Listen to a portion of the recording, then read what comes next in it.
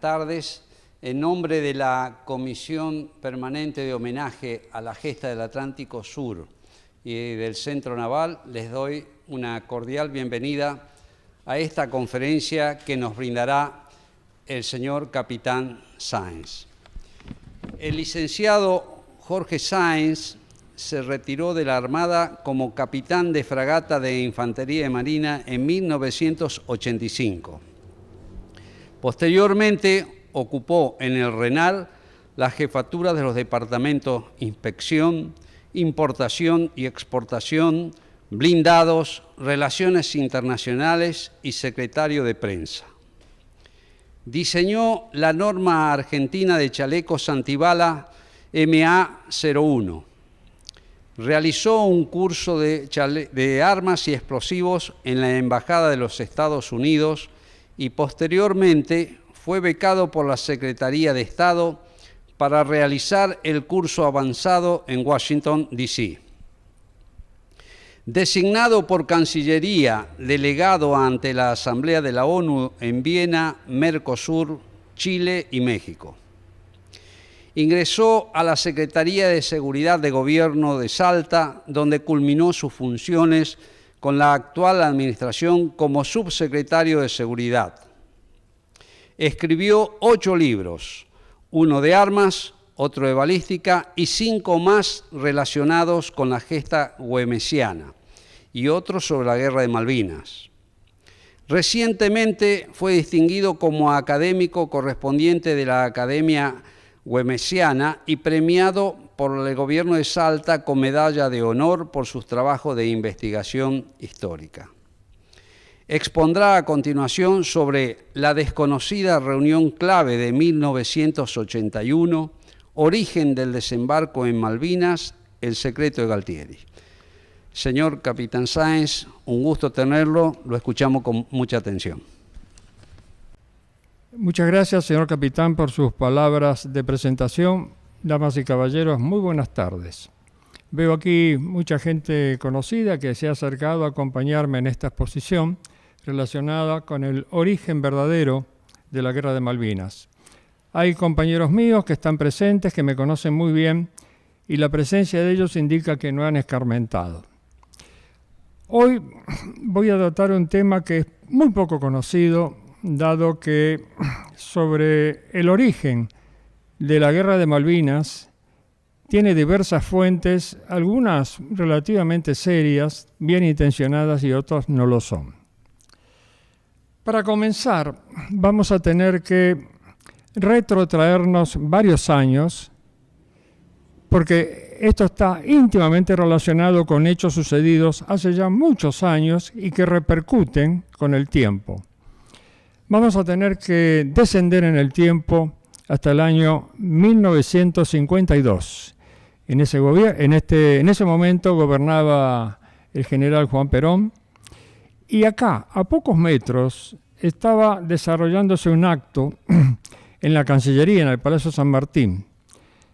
Era el día 31 de diciembre de 1952, momentos en que el canciller, nuestro canciller, el doctor Jerónimo Remorino, hacía uso de la palabra y se dirigía al embajador británico Henry Black, dado que se firmaba esa noche, el 31 de diciembre, y nada menos que a las 23:45, a 15 minutos de fin de año, se firmaba un acuerdo muy importante en relación con exportación y exportación.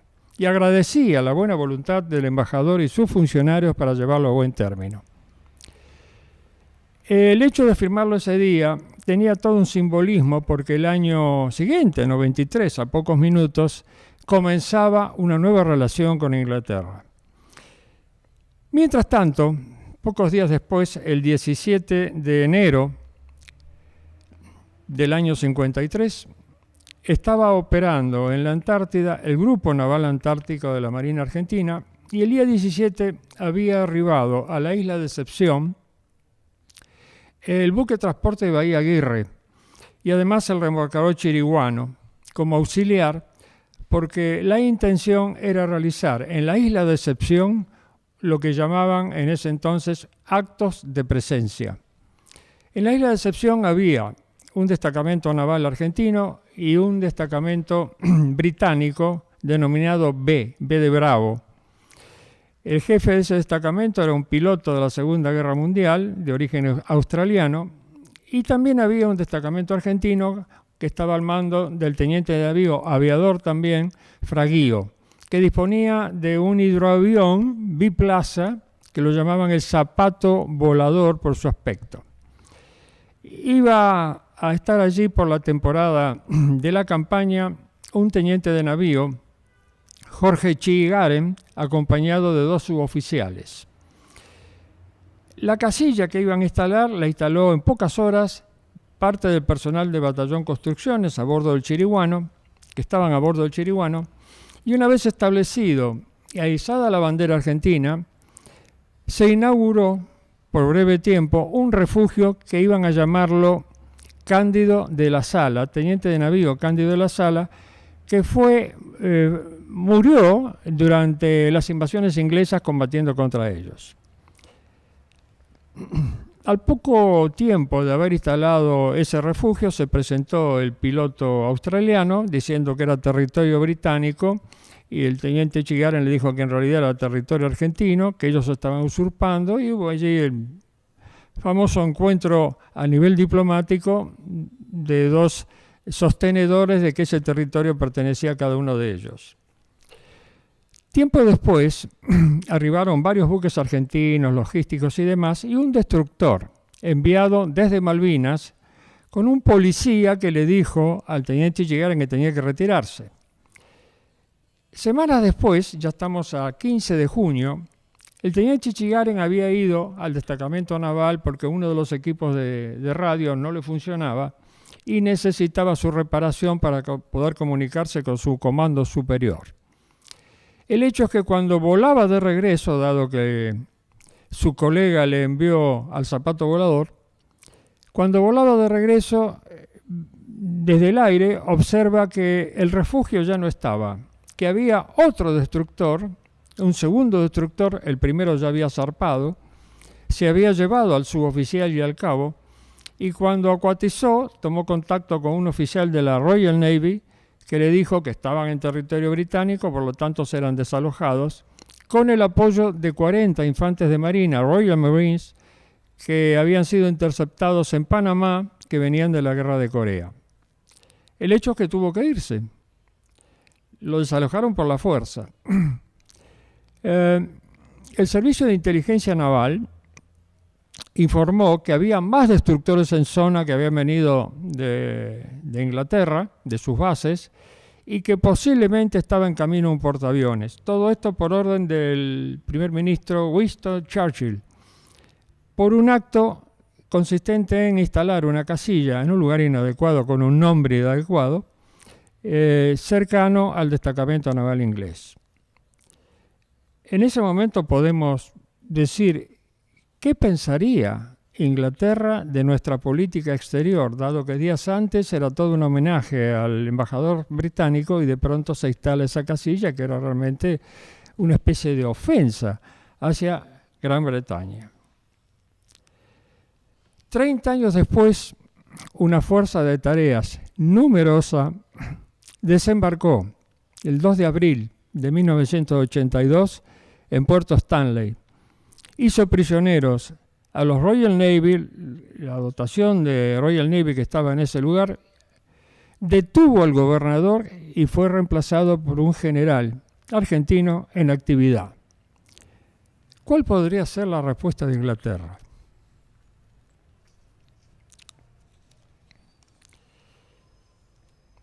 Volamos un poco ahora hacia adelante y nos vamos al año 1956, Moscú.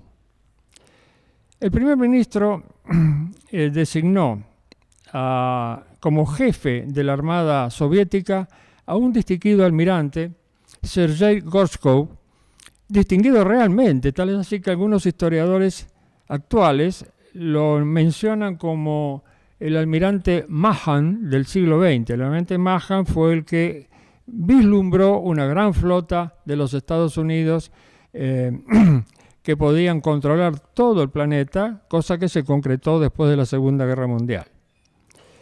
El almirante Gorshkov fue designado por Nikita Khrushchev y él tenía una especie de queja por el poco papel protagónico que había tenido la Unión Soviética durante la Segunda Guerra Mundial, que cumplía misiones prácticamente subordinados al ejército, poderosísimo ejército soviético, dándole apoyo de fuego en sus operaciones terrestres. En ese momento, y en el momento en que asumió Gorshkov, en 1956, exactamente en enero de 1956, había 4 flotas soviéticas. Una estaba refugiada, encerrada en el Mar del Norte. Durante la guerra tuvo algunas misiones antisubmarinas y el resto de apoyo al ejército. En el Mar Báltico, otra flota también en las mismas condiciones, encerrada en ese ámbito geográfico. En el Mar Negro, con base en Crimea, Mar Negro, uno de los mares más cerrados o encerrados que hay en nuestro planeta. Y tenía una 4ª flota, la flota del Pacífico, con base en Vladivostok, encerrado a su vez en el Mar del Japón. Gorshkov decía que primero había que crear, construir una gran flota soviética para posteriormente ingresar al Atlántico a efectos de ejercer presencia en el Atlántico, eventualmente control del movimiento marítimo, un efecto de disuasión, porque el proyecto era disponer de submarinos nucleares misilísticos como efecto disuasivo, y además un efecto de proyección, de manera de llevar a la zona portahelicópteros con infantes de marina para actuar donde se considere conveniente. Al mes siguiente se realizó en Moscú el 20º Congreso del Partido Comunista. Una de las conclusiones, y esto es sumamente importante lo que voy a mencionar ahora, de ese congreso fue la siguiente. Como objetivo de la Unión Soviética, incrementar la presencia en el mar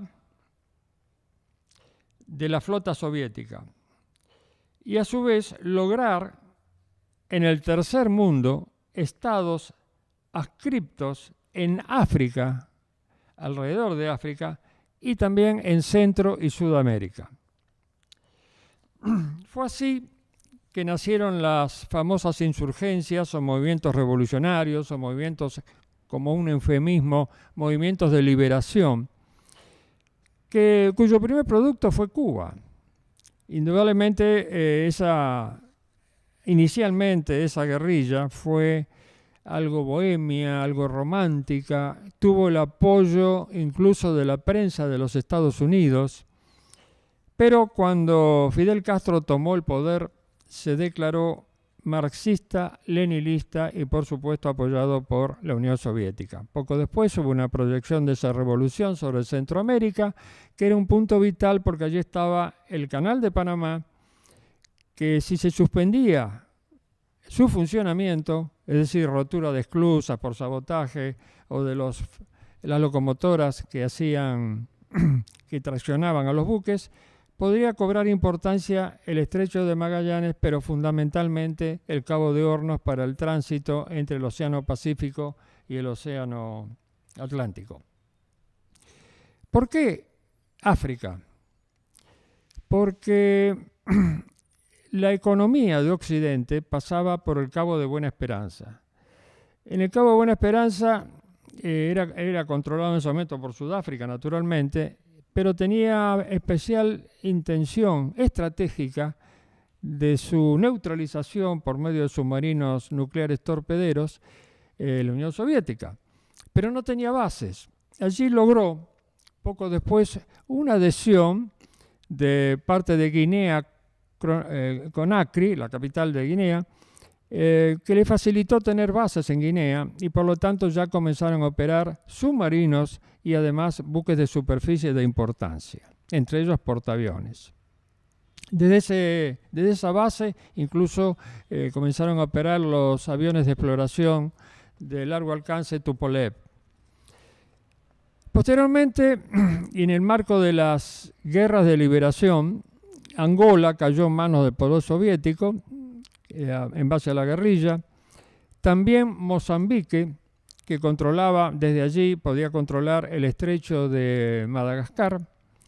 Y en la zona del Cuerno africano tenía a favor Etiopía y además Somalia, desde donde podían controlar el acceso al canal de Suez por el lado de África, porque estaban a la vera, estos países estaban a la vera del Golfo de Adén, el estrecho que los une Bab al-Mandab y también el Mar Rojo conducente a Suez.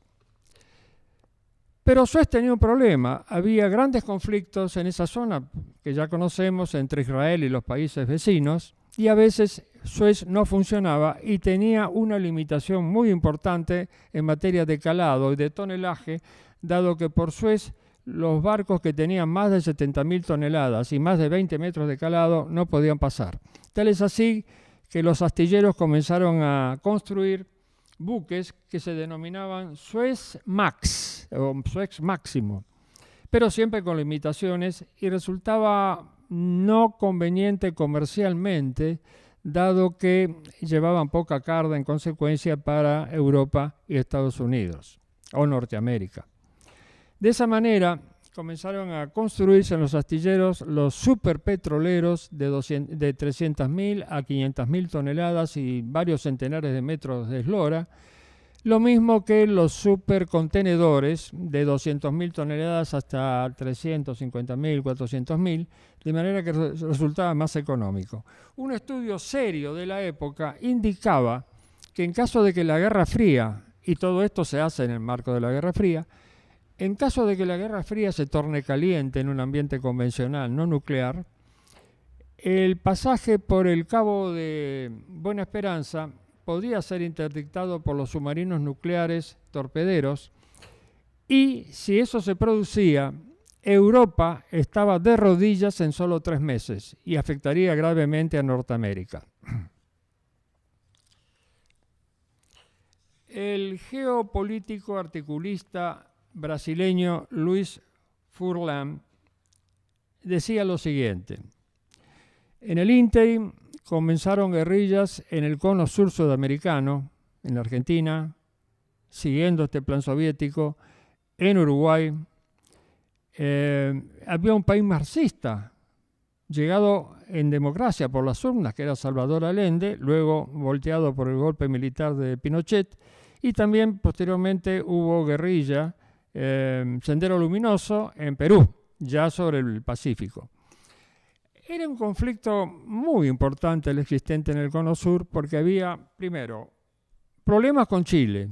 Recuerdan la mediación que ocurrió poco después, la mediación papal, y además había problemas con Inglaterra debido a las Islas Malvinas o Falkland, que ambos países, Argentina e Inglaterra, como sabemos, requerían su soberanía y no tenía solución. Sin embargo, para la NATO, las Islas Malvinas eran sumamente importantes estratégicamente, porque era un portaaviones insumergible, y en la zona del Cabo de Hornos había submarinos que estaban merodeando por la zona, y con respecto al mar argentino, había una enorme cantidad de buques rusos, pesqueros por supuesto, u otros espías. Y esa zona comenzó a ser estratégica, mientras la Argentina, manteniendo su característica de neutralidad, como lo hizo en la Primera Guerra, en la Segunda, en la Guerra de Corea, en la Guerra de Vietnam, con poca participación en la Guerra del Golfo y algo en la crisis de los misiles en Cuba, pero siempre neutrales como actitud fundamental. Dice Luis Furlan, el brasileño, dice lo siguiente: frente a Brasil, Uruguay y Argentina, el poder marítimo soviético se proyectó y manifestó a través de las expansivas campañas de sus buques de pesca, tanto para satisfacer objetivos económicos como para promover la infiltración ideológica y apoyar a grupos subversivos y guerrilleros del Cono Sur. De manera que podríamos decir, de acuerdo con esto, que había una asistencia logística a la guerrilla en Argentina por medio de los buques rusos, algunos de los cuales, pesqueros, algunos de los cuales eran buques espía, escucha con antenas y demás, y también había buques de exploración oceanográficos que andaban por la zona. Al respecto, en ese momento la Unión Soviética tenía una forma de proceder muy interesante porque para todos los países la flota es la flota de guerra y la pesca actúa por su lado de acuerdo con los intereses comerciales, pero no, la Unión Soviética tenía una flota de guerra sumamente importante en crecimiento, pero además tenía una flota de 1.100 buques mercantes deambulando por el mundo por razones comerciales, pero eran integrados en el accionar con la flota de guerra y también unos 4.000 buques pesqueros distribuidos por el mundo, una buena cantidad de ellos en el mar epicontinental argentino o bien de la plataforma sudamericana. Saltamos ahora a Londres. En 1975, en Londres se consideró, dentro de esta crisis de la Guerra Fría, dentro de las crisis relacionadas con Malvinas, se consideró hacer una exploración marítima por medio de un buque oceanográfico importante, de trascendencia, y que iban además a explorar el mar epicontinental y el mar argentino. Esto motivó un reclamo por parte de nuestra Cancillería a través de su canciller Arauz Castex, que sugirió al gobierno británico hacer en conjunto esa exploración, cosa que fue rechazada por el gobierno británico y además dijo, vamos a ir a la plataforma argentina para investigar también. Naturalmente sin pedir autorización. La crisis que se desató por iniciativa del gobierno británico, además con la petulancia de decir que iban a ir al mar con permiso o sin él, motivó una reunión de la señora Presidenta de la Nación, María Estela Martínez de Perón, con el canciller y con los miembros, el ministro de Defensa, el canciller y los 3 jefes de las Fuerzas Armadas para ver qué hacer. Se decidió, estamos en este momento en el año 75, se decidió enviar un destructor y un avión de exploración para que, en caso de encontrarse con el buque británico en alta mar, en territorio mar argentino, capturarlo.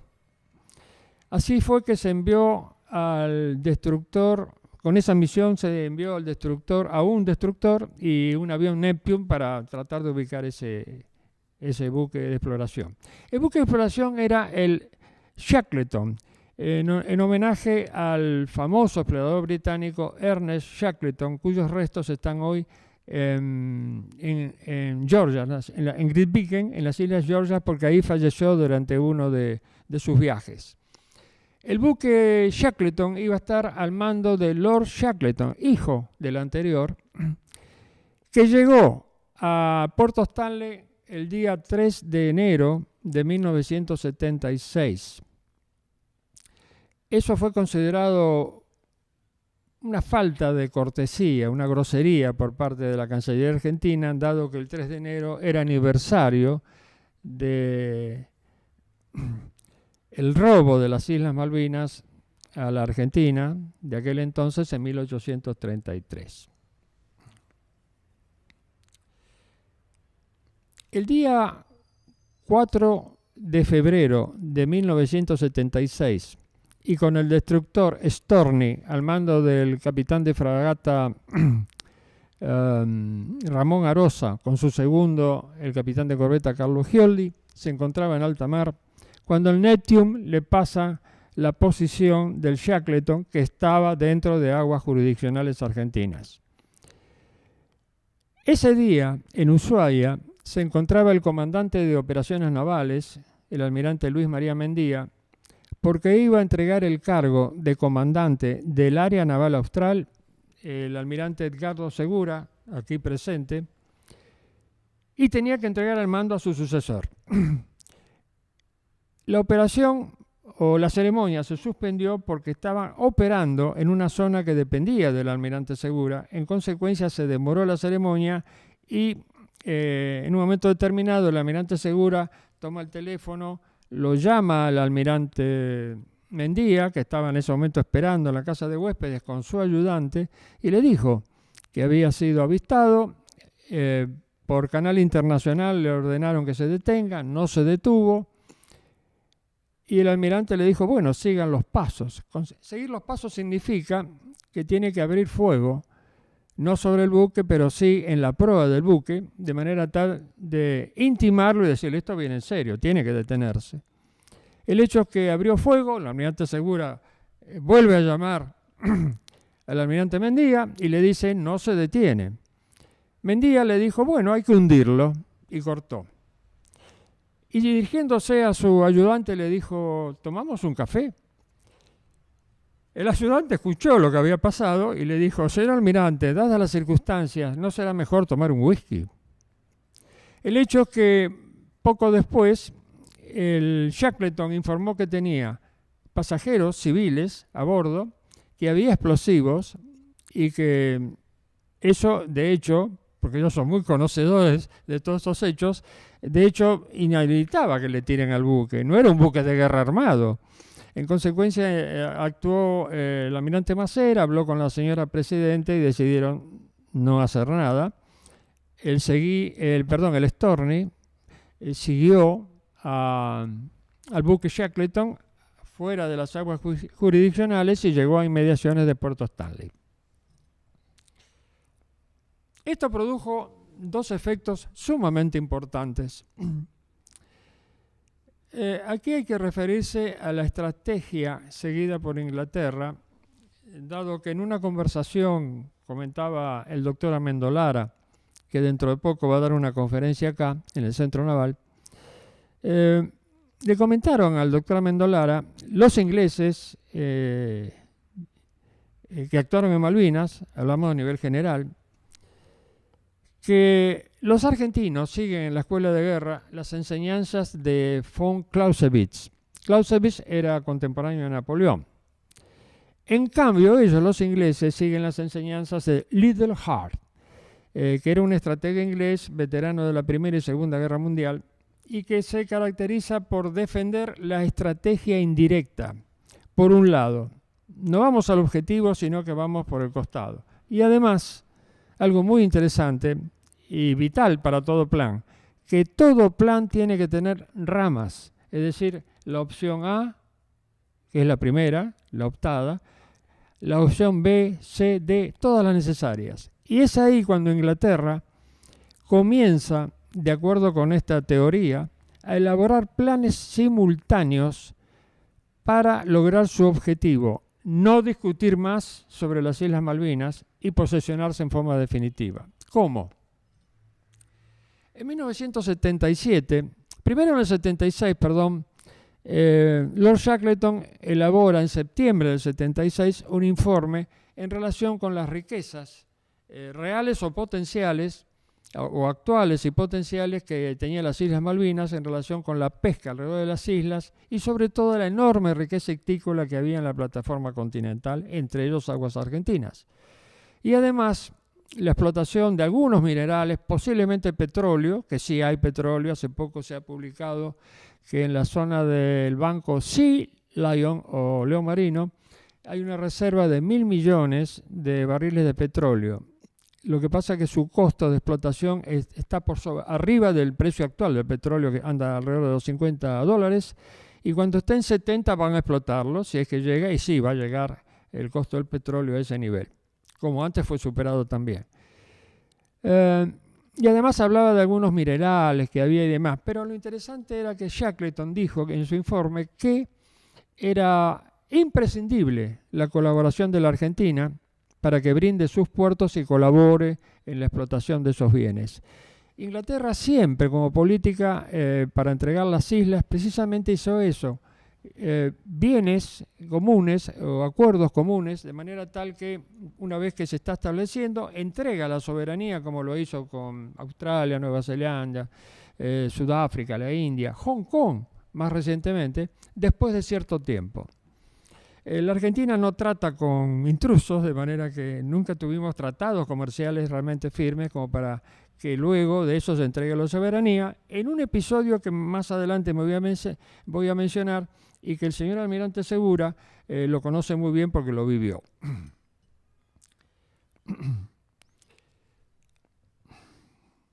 En el año 78 cursaba la Escuela de Guerra Naval cuando el ejercicio final fue el análisis de los objetivos mundiales o en el mundo que tenía cada potencia, Rusia, Estados Unidos, Inglaterra, etc. Y fue notable descubrir de pronto que Estados Unidos no tenía objetivos a nivel mundial. Era la presidencia de Jimmy Carter. En ese momento expuso el que era capitán de corbeta Enrique Molina Pico, después jefe de la Armada, que le tocó exponer sobre Estados Unidos. Estados Unidos no tenía objetivos. En realidad tenía Estados Unidos, lo que no tenía era el presidente de Estados Unidos. En 1979, Jimmy Carter escogió el camino de la defensa de los derechos humanos. Tal es así que en septiembre del 79, y debido a la guerra contra la subversión, como se llamaba acá, y que no tenía, la guerra contra la subversión se realizó sin tener una orden ética jurídica que la maneje. Se cometieron excesos, efectivamente, y Jimmy Carter estaba en contra de la Argentina, coartó todos los créditos y demás para la Argentina, e incluso logró que el general Videla acepte la presencia de la Comisión Interamericana de Derechos Humanos en septiembre de ese año.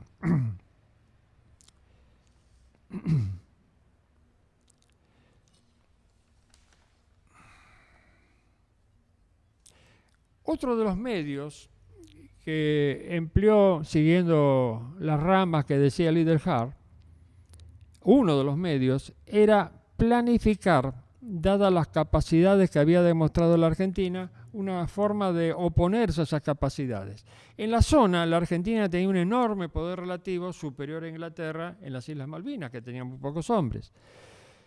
Pero Inglaterra asignó a la Argentina las siguientes capacidades en el año 1977. Estas capacidades eran capturar un buque inglés, hundir un buque inglés, ocupar islas en discusión en condiciones de certificación, en condiciones, no había nadie en la isla, entonces podía ser capturada, o bien abordar islas en las cuales había, como lo hizo aquella vez en Decepción, donde había evidentemente delegaciones inglesas establecidas en forma permanente, o bien ocupar las Islas Malvinas por la fuerza. Ante esta situación, en ese año 77 se estableció un plan para recuperar las islas que es similar, absolutamente similar, al que se estableció en 1982 después del desembarco del 2 de abril. Ese era uno de las ramas de los planes, digamos el A. Pero tenía también junto con Estados Unidos otros planes. Este plan era el acercamiento militar con la Argentina, que tenía un gobierno de facto. Para lo cual llegó a nuestro país el general Gordon Sumner, que pertenecía a la Secretaría de Estado, es decir, a Cancillería, y que expuso en un foro, dijo lo siguiente: estoy especialmente preocupado por la polarización de este hemisferio, donde los Estados Unidos han dividido a toda la América en dos cuerpos, o dos grupos. Los buenos, entre comillas, es decir, los dictadores de izquierda que dicen defender los derechos humanos, y todos los demás que bajo la retórica internacional se les niega la entrada a los mercados internacionales, préstamos, etc. Estratégicamente, el hemisferio está siendo sacrificado en el altar de los derechos humanos. Es decir, todas las críticas de Estados Unidos hacia las fallas en materia de derechos humanos del gobierno argentino parecía ahora darse vuelta. También estuvo en junio del año 80, el teniente general Daniel Graham, que era asesor del presidente Reagan, y que dijo públicamente lo siguiente, y esto también es muy importante: la Argentina y el Cono Sur son de mucha importancia para la defensa de Occidente, nada menos. Como los buques petroleros que llevan el fluido a los Estados Unidos o Europa atraviesan el Atlántico Sur, la Argentina tiene una gran importancia estratégica por su posición geográfica. En otro foro agregó: la Argentina es un gobierno amigo, y el candidato republicano Reagan, era en ese momento candidato, Ronald Reagan, trataría el mundo como es y no como algunos idealistas creen que es. Reagan asumió en enero de 1981 y estableció una política de contención totalmente diferente de Jimmy Carter, que atacaba a la Argentina por la puerta de los derechos humanos, y al contrario, le dio apoyo a la Argentina, no defendiendo su actuación, sino defendiéndolo políticamente y militarmente. Estableció así una política de contención contra la Unión Soviética, que ya estaba en el Atlántico, sin duda, y lo que llamaba, ustedes recordarán posiblemente, algo mucho más importante como la Guerra de las Galaxias, por medio del cual los misiles supuestamente que partían de la Unión Soviética podían ser destruidos en el aire por medio de satélites.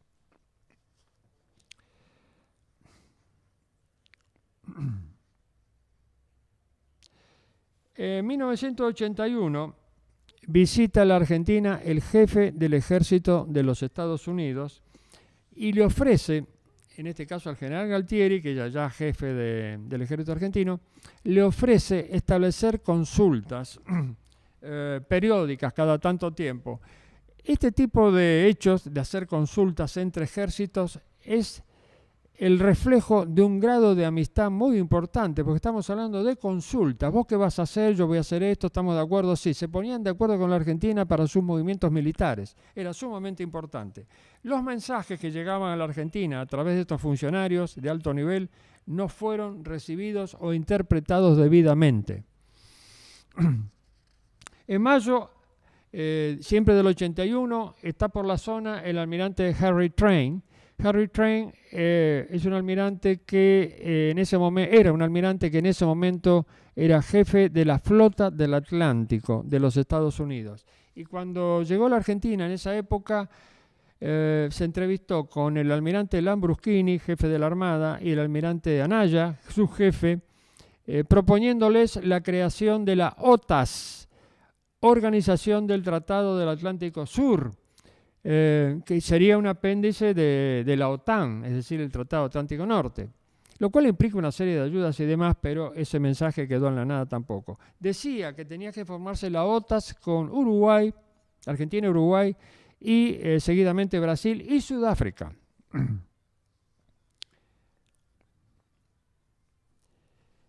A todo esto, y tenemos uno de los planes, una de las ramas, que es la correspondencia entre militares de los Estados Unidos y argentinos, pero con visitas de ellos acá. Mientras tanto, el general Galtieri, en ese momento jefe del ejército, era bienvenido en Estados Unidos, donde fue 3 veces. La primera vez en mayo, donde se entrevistó con Alexander Haig, que era el secretario de Estado o canciller, que más tarde se habló de él como que era gestor, o más que gestor era intermediario entre Inglaterra, en medio de la crisis, con la Argentina. Se entrevistó con él en Washington. En agosto, Galtieri estuvo además en California, en la costa oeste, y también tuvo nuevas entrevistas. Y finalmente el 31 de octubre viajó nuevamente, se quedó varios días para la conferencia de ejércitos americanos. El 2 de noviembre hubo un almuerzo, y debo leer, un almuerzo importante en la casa del embajador argentino en Washington, Esteban Tacax, donde asistieron los siguientes personajes: el secretario de Defensa, Caspar Weinberger, que fue una auxiliar de la Thatcher durante la Guerra Fundamental, fundamental para la Thatcher y para el éxito de la guerra, de la campaña británica, porque le proveyó todos los elementos que necesitaba y es más, hasta un portaaviones en caso de que sea hundido o el Invencible o el Hermes durante la guerra de Malvinas. Es decir, que la entrega fue total. Ahí estaba en ese momento presente, estaba también el asesor de seguridad de Reagan, Richard Allen, el secretario general del Ejército, John Marsh, el subsecretario de Asuntos Latinoamericanos del Departamento de Estado, Thomas Enders, el embajador ante la OEA, Raúl Quijano, y el embajador ante la OEA de Estados Unidos, William Middendorf. Además del secretario general de la OEA, Alejandro Orfila, y su par de Estados Unidos, Vernon Walters, en homenaje al general Galtieri. También estuvieron presentes los generales Balín y Menéndez, que sería el futuro gobernador por poco tiempo en las Islas Malvinas. En paralelo, Inglaterra, otro de los planes de las ramas, en el año 1981 realizó una serie de modificaciones en su política en relación con la flota. En primer lugar, suspendió la venta de los 2 portaaviones que habían sido vendidos. Por otro lado, suspendió la venta de 2 importantes buques de desembarco, lo mismo que alrededor de 10 destructores. Todo esto sin motivo aparente. También, en muchos buques mercantes aptos para transporte de tropas se instalaron quirófanos y en algunos de ellos plataformas para despegue de los aviones Harrier de despegue vertical. Sucedió un hecho poco conocido el 22 de abril de 1981 cuando nuestra fragata Santísima Trinidad llegó a Londres, a Portsmouth, llegó a Portsmouth para hacer el alistamiento final de puesta a punto del buque. Eso llegó el 22 de enero y esa misma noche fue invitado por el almirante jefe de la base, nuestro capitán, el comandante de Santísima Trinidad, capitán Nelson Castro. El capitán Castro suponía que como había varios buques surtos frente a Portsmouth con la misma misión de países extranjeros adquiridos en Inglaterra, supuso que era una cena protocolar donde se intercambiarían opiniones y demás como cualquier cena protocolar. No, fue una cena a solas, jovial, de muy buena relación, hasta que en determinado momento se quedó sorprendido el capitán Castro cuando el almirante inglés le dice: ¿y cuándo van a desembarcar en las Islas Malvinas? En ese mismo año cumplía funciones en París, y nos vamos a París, la subcomisión naval de la Argentina para recibir los aviones Super Étendard y los misiles Exocet AM-39. Estaban instalados en la avenida Kleber. La avenida Kleber se desarrolla desde el L'Étoile, es decir, desde el Arco de Triunfo en dirección de Trocadero, frente a la Torre Eiffel, río de por medio, y estaban instalados en la avenida Kleber 42 y la embajada quedaba a 4 cuadras en la Rue Cimarosa número 6. Allí estaba nuestro embajador, el doctor Eschamis, que recibió una visita de un miembro de la DGSE, es decir, el Servicio Secreto Francés, que le dijo que en inmediaciones de la embajada había una oficina instalada por Inglaterra, supuestamente de comercio, bajo la fachada, supuestamente de comercio británico. El mensaje estaba claro. Chamis le dijo: ¿usted no está diciendo que los ingleses nos están espiando? Y el agente francés le dijo: señor embajador, no se lo puedo decir, porque la Argentina es un país amigo, en cambio Inglaterra es un país aliado. Simultáneamente, en la subcomisión naval, me relataba en su momento el capitán de fragata Laveso, que era en ese momento el jefe de la misión, que recibió un llamado telefónico que le decía: Julio, te estoy escuchando. Él no entendió, claro que lo estaba escuchando, pero le dice: acércate a la ventana. Entonces fue a la ventana y Avenida Clever de por medio se encontró con un agente del servicio secreto francés que le señalaba un aparato. Ese aparato era un lector láser de vibraciones que, dirigido hacia la ventana de la subcomisión naval, la voz humana la captaba a través de la medición de vibraciones sobre el vidrio, luego electrónicamente se traducía otra vez en idioma entendible y toda esa información iba para Londres al MI6. Le estaba diciendo que los estaban espiando concretamente, de manera que tuvieron que mudarse a una oficina interior y luego, con los años, el capitán Cortic, que pasó a ser el jefe de la misión de esa subcomisión naval, me comentó que hacían las llamadas telefónicas a la Argentina por medio de teléfonos públicos en los hoteles de 5 estrellas de París, donde se paga la llamada y nada más. Pero el capitán Laveso además aportó que cuando mencionaban Super-Étendard, Exocet, misil o algún artefacto guerrero, se notaba un clic como que comenzaba automáticamente una grabación. Y eso era así. A todo esto, cuando se entregaron los Super-Étendard, que finalmente todos los que iban a comprar se entregaron nada más que 5, pese a todos los esfuerzos que hizo la subcomisión naval y demás, debido a la acción de Margaret Thatcher, que imponía prácticamente a su aliado Mitterrand, debido a esa acción, prácticamente sabotearon la entrega de los aviones, llegando a 5 nada más, uno utilizado como repuesto porque ni repuestos tenían, y además 5 misiles en vez de la docena de misiles que habían cargado a la Argentina, los misiles famosos Exocet. Además de entregar esos misiles Exocet, esa poca cantidad de misiles Exocet, no le entregaron las claves, es decir, los cosenos directores que permitirían integrar el Exocet con el avión Super-Étendard como un sistema de armas letal, que nunca se había probado hasta ese momento. Sin embargo, llegaron a las claves a la Argentina por un procedimiento un poco ingenuo, si se quiere, pero eficaz al fin.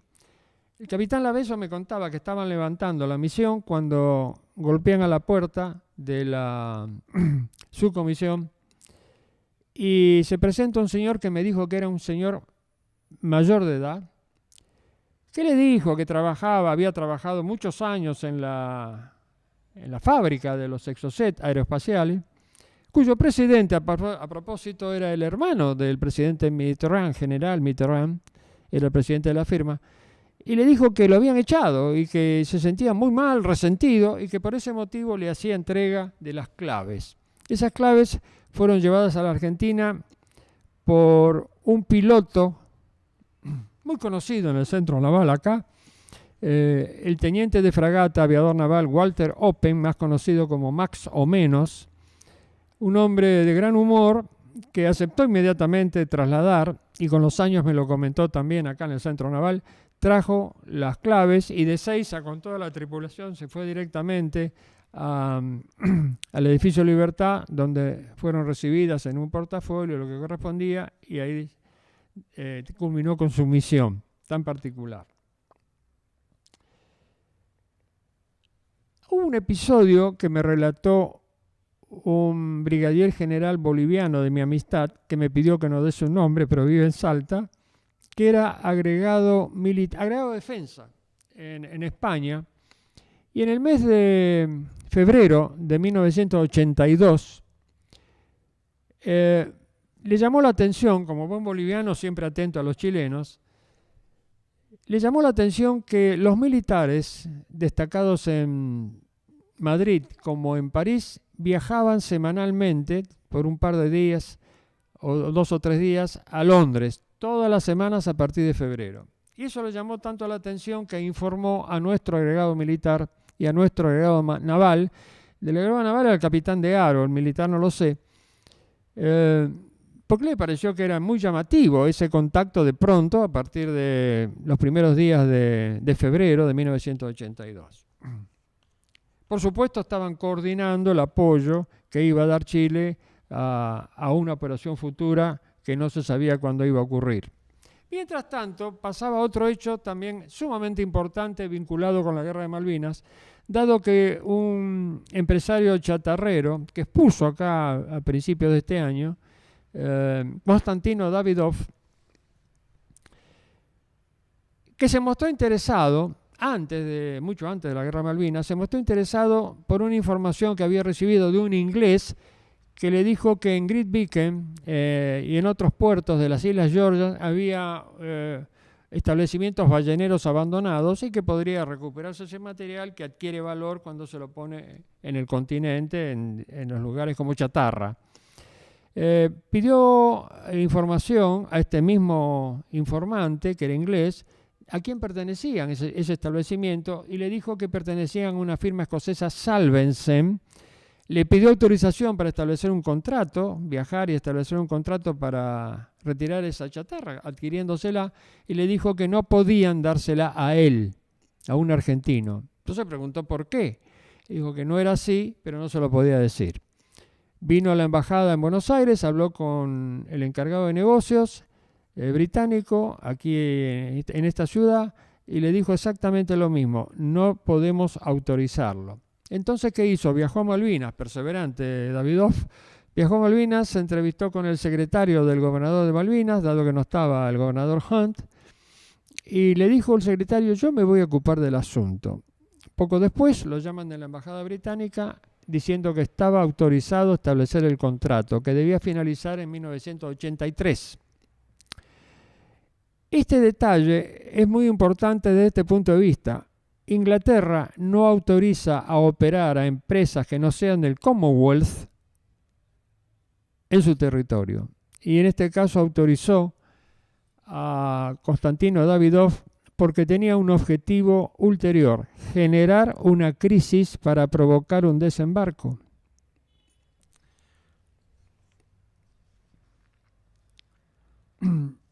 Llegamos así, en base y considerando todos estos antecedentes, al 2 de abril de 1982. Yo me encontraba en mi domicilio, paciente, había sido paciente de un cirujano, es decir, me operaron, y estaba convaleciente hacía varios días y todavía tenía varios días más de convalecencia.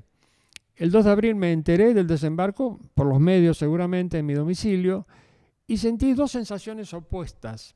Por un lado, un enorme orgullo y sentimiento patriótico, pero por otro lado, una angustia tremenda, porque conocía la política inglesa en relación con las colonias y las reacciones a este tipo de acciones militares, y estaba convencido que íbamos a la guerra. De manera que sentí un rechazo profundo por el desembarco en Malvinas y la decisión del comité militar. En realidad la decisión no fue del comité militar, fueron de dos personas fundamentales en este ámbito, que eran el general Galtieri y el almirante Anaya. Y ahora le voy a decir por qué. Pocos días después, el almirante Tártara, que era jefe de Infantería de Marina del Estado Mayor General del Edificio Libertad, me llamó telefónicamente para preguntarme. Ya la flota estaba a mitad de camino, zarpó 3 días después, ya se había listado naturalmente. Ellos provocaron, como dijo acá el doctor De Vita, la Guerra de Malvinas, en una exposición brillante, dada escrita en un libro que próximamente la va a dar acá en el Centro Naval. Y me dijo si podía hacer guardia para llevar la situación tierra, es decir, los movimientos terrestres de las fuerzas, haciendo una guardia de 24 horas cada 48 horas. Me preguntó cómo estaba y demás, y que estaba bien. No estaba bien, pero siempre uno dice que está bien, sobre todo un superior. Y entonces dije, sí, con mucho gusto podía hacer esa guardia. Y así fue que a los 2 o 3 días hice mi primera guardia. Me llamó la atención las cartas de primerísimo nivel que había de Malvinas, que eran inglesas, de una escala tan grande que tenían los las tranqueras y los alambrados, además de una buena colección de Janes que nos permitía conocer la flota enemiga o los aviones o las tropas terrestres. Estuve de guardia los días, el día que hundieron al general Belgrano, estaba muy angustiado, el día que hundieron a la Isla de los Estados, el día del desembarco en San Carlos, el día del ataque al Sobral y el día del desembarco en Bluff Cove o Fitzroy, como lo llaman, que fue un desastre para los ingleses, con pérdida de varios buques y muchos hombres. Una brigada había desembarcado ahí.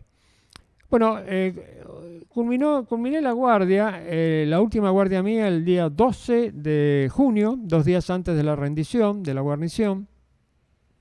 Retiré alguna documentación que dejaron de ser secreta, tomé algunos apuntes y me fui. Y por 29 años nunca más leí nada sobre Malvinas, dado el rechazo que sentía por ese episodio que culminó mal. Pero un orgullo para los argentinos. Y pedí el retiro y me dediqué a la actividad privada. Estaba viviendo en Mar del Plata cuando recibí el boletín naval número 827, donde el almirante Segura escribía en solo 2 páginas toda una trayectoria que vivió hasta ser designado en 1978, a mediados de año, ser designado por la Embajada Británica representante del Reino Unido para tratar la entrega de la soberanía de las Islas Malvinas mediante lo que llamaban los ingleses un leaseback. Leaseback no tiene traducción, pero sería como un arriendo, un alquiler con posterior entrega de la soberanía, como hicieron con Hong Kong, que es el caso más conocido recientemente. Y se entregaban la soberanía de las islas 25 años después. El título del artículo se llamaba "Las Malvinas serían nuestras". Y decía que concurrió después del almuerzo al que fue invitado, donde lo nombraron delegado, con el embajador inglés. Decía que de allí mismo se dirigió a la Cancillería para hablar con el almirante Montes, que era el canciller. Y le dijo eso y que nunca tuvo respuesta. Esa parte me hizo caer la ficha y tener un inusitado interés por el tema Malvinas, porque decía cómo los ingleses iban a entregar la soberanía en el 78 y tuvimos una guerra en el 82. Entonces me comuniqué con el almirante Segura, lo llamé telefónicamente y le solicité una entrevista acá en el Centro Naval, en el Salón Sarmiento, acá en planta baja. Viajé de Mar del Plata, le entregué 2 libros que había escrito, porque le había propuesto telefónicamente, le había adelantado que quería escribir sobre su experiencia con los ingleses y cómo llegó a ser representante del gobierno británico. Lamentablemente me dijo que no veía motivos para escribir un libro, pero me dijo que además no era la primera vez. Fueron varias veces que el gobierno británico quiso entregar la soberanía con resultado negativo por falta de respuesta argentina. Entre ellos mencionó al embajador Ortiz de Rosas, que recientemente había escrito un libro que se llamaba Confidencias Diplomáticas, que luego conseguí. Y efectivamente en el capítulo 8 revela, él fue el embajador en Inglaterra, revela un hecho semejante. Hubo 2 más.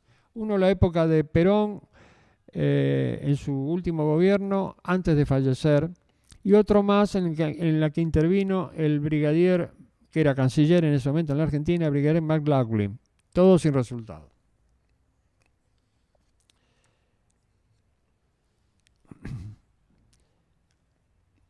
Cuando volví a Mar del Plata, completamente frustrado, por supuesto, me encontré con el capitán de navío Daniel Ponce, que había sido segundo comandante del Batallón 5, y ya muy motivado con el tema Malvinas, en el cual ingresé sin preconceptos porque no había leído nada. Le pedí por favor si podía él relatarme sus experiencias, porque podía hacer un libro sobre el Batallón 5 en base a su relato. Me dijo que sí, que como no, comenzamos a hacerlo, nos entrevistamos casi durante 2 años, pero descubrí que en Mar del Plata había muchos veteranos, por lo tanto comencé a hablar con otros veteranos que me fueron dando información y ya el espectro era muy amplio. Lo notable fue cuando descubrí o encontré que se encontraba en Mar del Plata nada menos que el vicealmirante Juan José Lombardo, que había sido comandante del Teatro de Operaciones del Atlántico Sur durante la guerra. Figuraba en la guía, lo llamé por teléfono, le expliqué a la señora que quería hablar con su marido, quién era, me atendió muy bien y finalmente tuvimos una entrevista en su domicilio de cerca de 3 horas. Y ahí me revela el secreto de Galtieri. Era imparable, tenía tanto que decirme y era la primera vez que le hacían una entrevista. Me dijo que el día 15 de diciembre de 1981 toma el comando de operaciones navales, cuya ceremonia iba a presidir el almirante Anaya.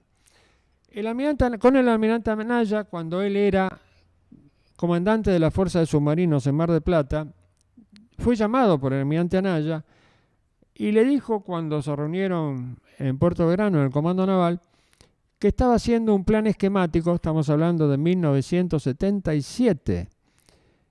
El almirante Anaya, comandante naval, capitán de navío Lombardo, comandante de la Fuerza de Submarinos, le dijo que estaba haciendo un plan esquemático para un desembarco en Malvinas.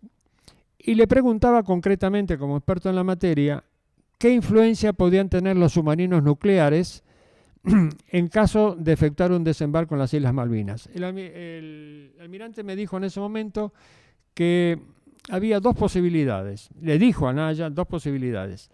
Si el desembarco se efectuaba antes de la afluencia de submarinos nucleares, se podía hacer. Pero a partir de ese momento, las Islas Malvinas quedaban interdictas y ningún buque logístico más podría arribar porque iban a ser echados a pique. Y si los submarinos estaban antes de que la fuerza de tarea realice el desembarco, esa fuerza de tarea podía ser echada a pique perfectamente. Es decir, no lo haga. Tiempo después le preguntó qué había pasado y ahí le dijo el almirante Anaya que había entregado ese plan al almirante Macera, y que cuando habló con el general Videla le dijo, no, eso no lo hacemos. Cuando finalizó la ceremonia en Puerto Belgrano, en el momento ya como vicealmirante y adquirir la jerarquía, o mejor dicho, la tarea tan pesada de comandante de operaciones navales, más conocida en la Marina como dueño de los fierros, porque era el comandante de la aviación naval, infantería marina y flota, por supuesto, el almirante Anaya tenía que ser despedido en Espora, en la base aeronaval Espora, de acuerdo con el protocolo, pero le dijo que vaya en su auto. Estamos hablando del 15 de diciembre del 81. Y en el camino le dijo Lombardo, quiero que haga un plan esquemático para un desembarco en Malvinas.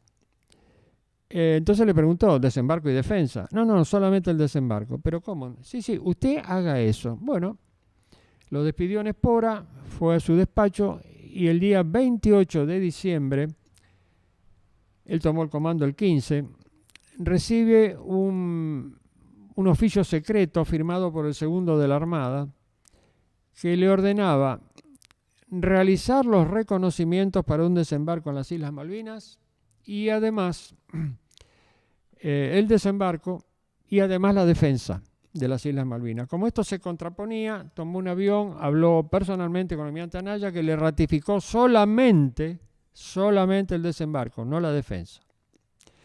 Él me decía, en privado por supuesto, que no creía en nada de eso. Debe ser un plan más de esos que se tiran después o se pican, porque no tenía sentido un desembarco sin defensa después.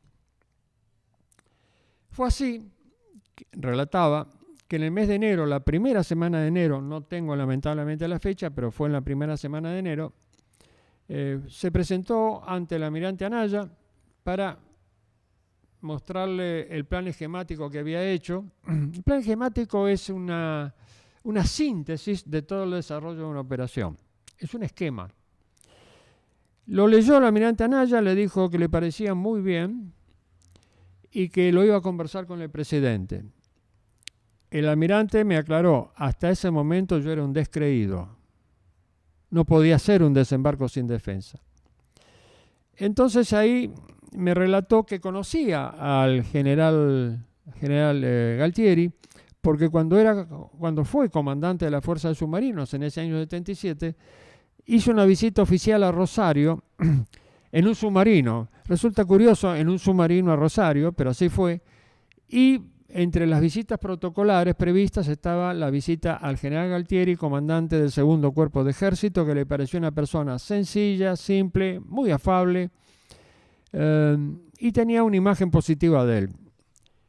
El hecho es que el almirante Anaya, ante esta propuesta, se sorprendió, a través de los ayudantes gestionó un encuentro con el presidente, fueron a la Casa de Gobierno, expuso al almirante Anaya, y cuando terminó de exponer, el almirante Lombardo tenía muchas preguntas importantes y empezó a preguntarle, le dijo, ¿cuál va a ser la actitud de Inglaterra? ¿Por qué razón no se prevé una defensa? ¿Cuál va a ser la actitud de la NATO y de Estados Unidos en particular? Galtieri lo escuchaba y fue realmente detallado. Cuando exponía, detallista, el almirante, cuando exponía Anaya, Galtieri lo miraba con los ojos entrecerrados como masticando, y además una actitud arrogante, casi sobradora. Cuando culminó las preguntas, el general Galtieri le dijo, almirante, usted es un preguntón, ya está todo arreglado. Thatcher quiere entregar las Islas Malvinas porque anda en una crisis económica grave y le produce muchas pérdidas. De manera que quiere entregar las Islas Malvinas y necesita un argumento fuerte como un desembarco argentino en algún momento, y lo podemos realizar, un desembarco argentino sobre las islas, de modo que Thatcher tenga un argumento fuerte para la oposición que evidentemente iba a quejarse por la entrega de las Malvinas. De modo que no se preocupe, es por eso que hacemos un desembarco incruento, tiene que ser incruento para no despertar el amor propio de los ingleses. Yo me sorprendí de tal manera, decía Lombardo, que seguí sin creerlo. Y agregó Galtieri que iba a reemplazar al embajador Ortiz de Rosas por el almirante Luqueta, que era gobernador de Santa Fe, dado que había sido embajador en Inglaterra y además conocía los aspectos militares del intercambio que iba seguramente a tener como necesario esa entrega de la soberanía. Me dice que cuando salió de la Casa de Gobierno y regresó a Puerto Belgrano siguió sin creerle hasta que salió en el diario la designación del almirante Luqueta en Londres. Y es ahí que tuvo por primera vez conciencia de que venía en serio.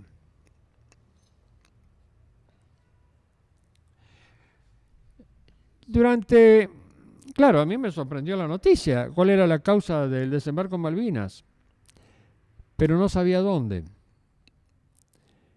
¿Dónde obtuvo esa información Galtieri? En ese momento viajé a Buenos Aires y me encontré con un antiguo amigo, el mayor Alberto Varela, que había sido secretario de Perón hasta el bombardeo de la Casa de Gobierno en 1955. Y me preguntó, Jorge, ¿en qué andás? Y le dije que estaba escribiendo un libro sobre Malvinas, cuyo título todavía no sabía, pero que hacía ya un par de años que estaba en el tema, y que me había entrevistado en Mar del Plata con el almirante Lombardo. Lombardo, le relaté lo que me había dicho Lombardo y me dijo, no, pero empezó a aclararme que el encuentro había sido en Washington, que en el Pentágono, y que además le habían dicho el jefe del ejército americano y los almirantes que estaban allí que Estados Unidos no se iba a meter en el tema, técnicamente hand off, las manos afuera, y que además necesitaba Thatcher ese desembarco para justificar la entrega de las islas. De ahí viene la fuente. Es decir que el general Galtieri primero lo adularon, luego lo convencieron.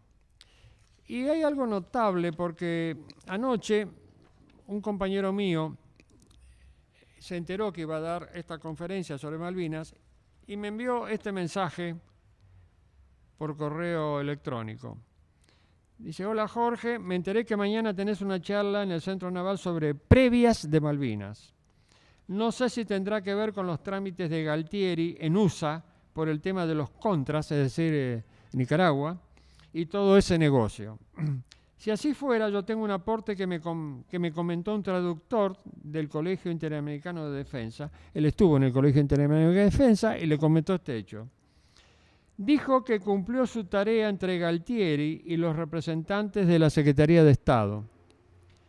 No sé quiénes eran los de la Secretaría de Estado, pero él era el traductor con Galtieri. Galtieri no hablaba inglés. Hablaba, pero mal. Cuando terminó la reunión, dice el traductor, Galtieri se juntó con su equipo de generales asesores, seguramente Lavín y Menéndez, desconociendo que el traductor estaba del otro lado del vidrio y lo escuchaba. Cuando llegó Galtieri les dijo: señores, está todo arreglado. Vamos sobre Malvinas. Contamos con el apoyo de los Estados Unidos.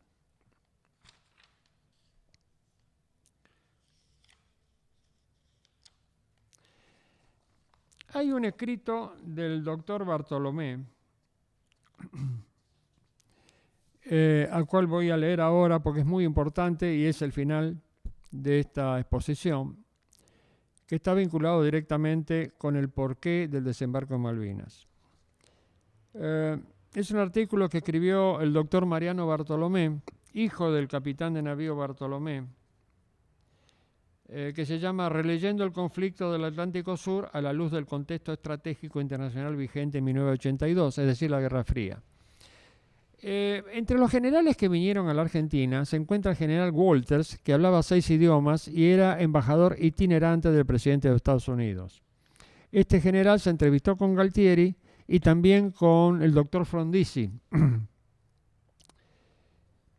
Y dice así el artículo: el principal respaldo a la política de contención de Reagan provenía de Gran Bretaña, donde la jefatura de gobierno desde mayo del 79 estaba a cargo de Margaret Thatcher. Para la administración republicana, es decir, Reagan, la permanencia de esa dirigente conservadora en el poder resultaba fundamental. Estamos hablando de un marco estratégico. Pues ella había dejado en claro que respaldaría de manera irrestricta las iniciativas de su aliado. Esta frase, emitida por Thatcher en 1981, prueba la naturaleza especial de la relación bilateral, que decía así: cuando los norteamericanos se enfrenten dificultades debemos decir con claridad, estamos con ustedes.